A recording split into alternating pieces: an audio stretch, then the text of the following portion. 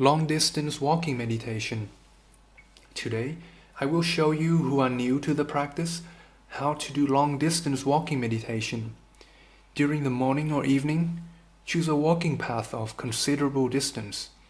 The Buddha taught us that long-distance walking meditation has 5 benefits. 1.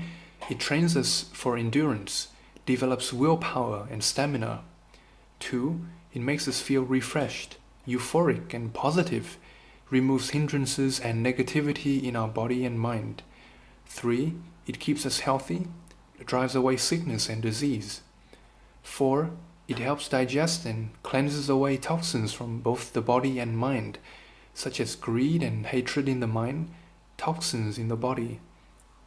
5. It keeps the body and mind awake, sharp and cheerful, destroys sloth and torpor, tiredness, drowsiness and negativity.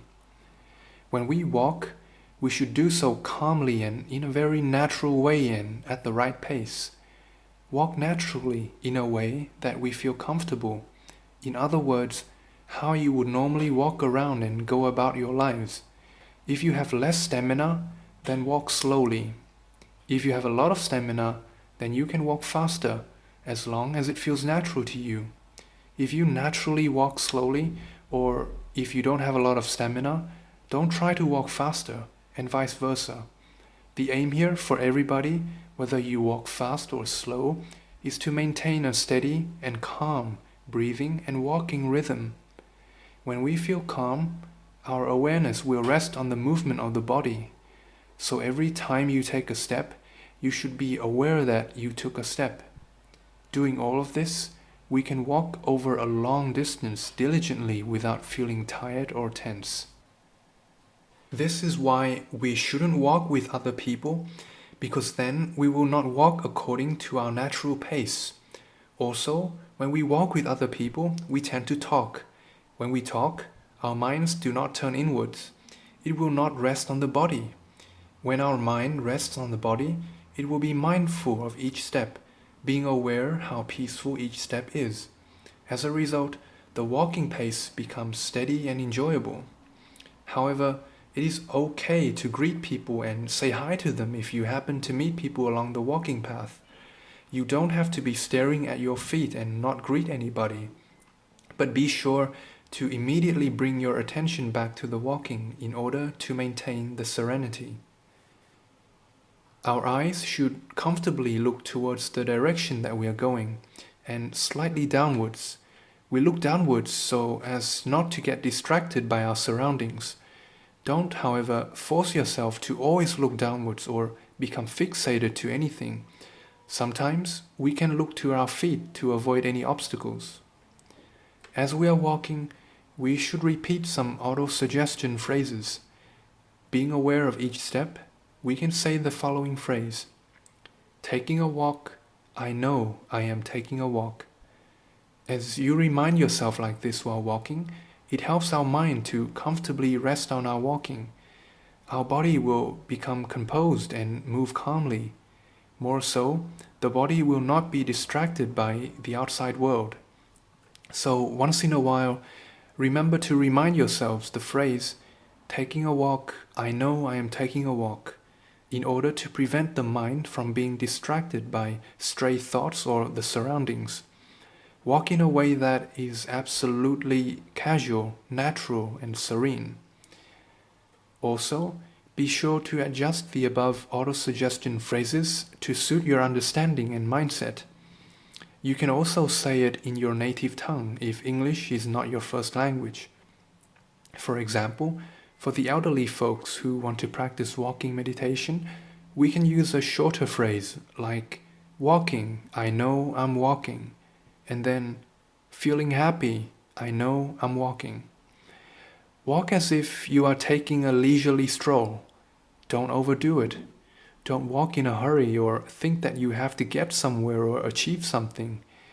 This is a kind of craving in disguise.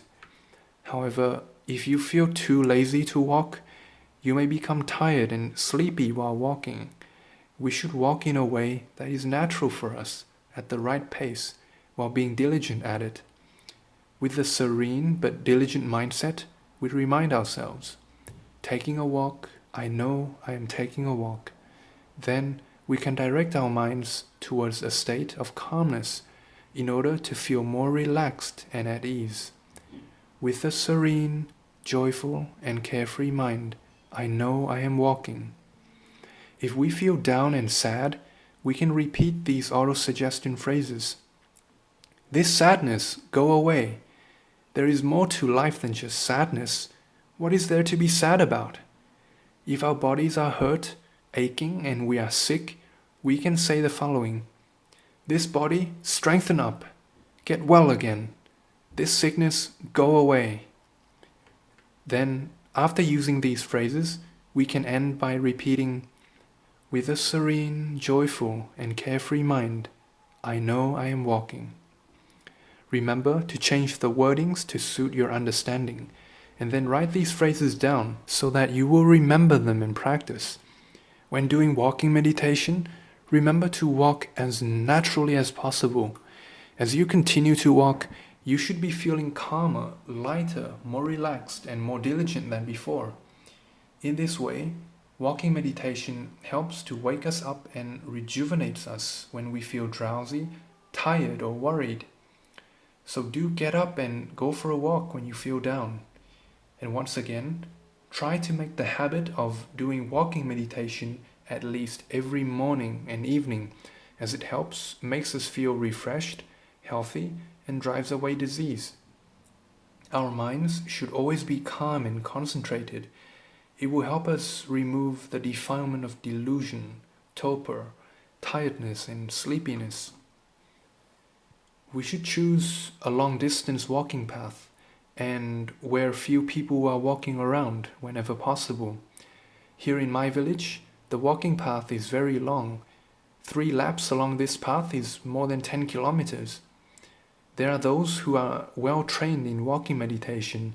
They may choose to walk in crowded city streets and still be able to maintain awareness and attention. This is the mindfulness of the body practice. They only know that they are walking. Everything around them will not sway or disturb their minds. In the midst of the early morning hustle and bustle of the city streets, with noises and activity all around, one can still keep a calm and happy mind. The reason we should choose a long-distance path is so that we develop endurance, given that we are able to walk the whole distance without the mind jumping from one thing to another. It also keeps our body and mind calm and steady, and helps to develop concentration. The movement of the body will help drive away sickness, and helps with digestion, like the Buddha said, and helps to keep us always awake and concentrated. It keeps our body strong and healthy. It helps us to develop patience. It increases our stamina and our capacity to endure hardship. In fact, back in the Buddha's time, during the day it can get very hot, yet the Buddha and his Sangha gracefully walked, keeping their heads bowed down, being mindful of each step, all the while under the scorching sun. So even in extreme conditions, whether it be blazing hot or freezing cold, if we walk in this way, being alert yet calm while walking like this, we will be able to walk as if it were nothing. We will develop such an incredible fortitude that we are able to walk calmly and steady despite extreme conditions.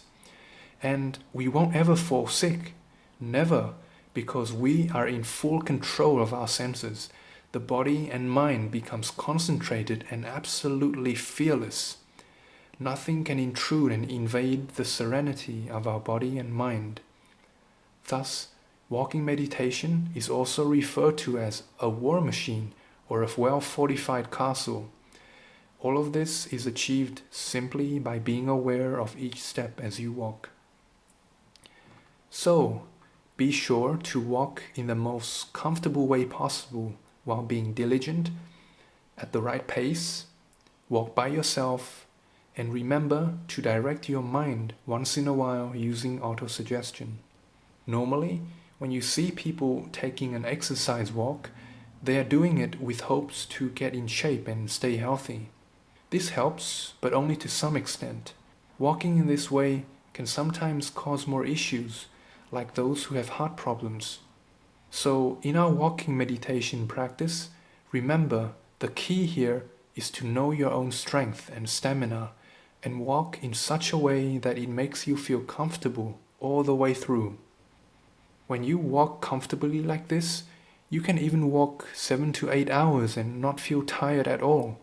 In my village, Mr. Hung practices walking meditation 8 hours a day. But for those of you who have jobs and errands to run, it is good to maintain around 30 minutes in the morning and an hour in the evening. When your stamina and strength grows, you may even be able to walk 100 miles without feeling tired, and probably without even stopping for water once. It has the power to overcome hunger and thirst. This will reap you enormous benefits for your life, such as being more healthy, and the body will feel very light and awake. Our minds will be sharper and have better memory retention. We will no longer feel worried or anxious. Any sickness and disease we have will be gone. This is a very scientific method for training the body and mind that the Buddha has taught. If you ever feel tired while practicing walking meditation, stop for a moment. Breathe normally. Then continue walking. You may also feel tired, drowsy, sleepy when walking. This is a sign that you are too concentrated on the walking and need to adjust. This happens when 1. We are overdoing it and making ourselves tired, or 2. We are too focused on our walking. So when we feel tired or sleepy, we can break out of this sleepiness by stomping hard on the ground and walking longer strides. What we are trying to do here is get the body and mind to come out of the state of sleepiness in a playful way, like we are just playing around, stomping around like a child. A reason we may get into this state, over concentrating on our steps, is because we hope to practice walking meditation in order to become enlightened or to reach some particular state. When you are too focused on the walking, like being too focused on the feet, it will eventually cause you to be sleepy. So this is wrong, and you should adjust yourselves like I described above. Good luck, everybody.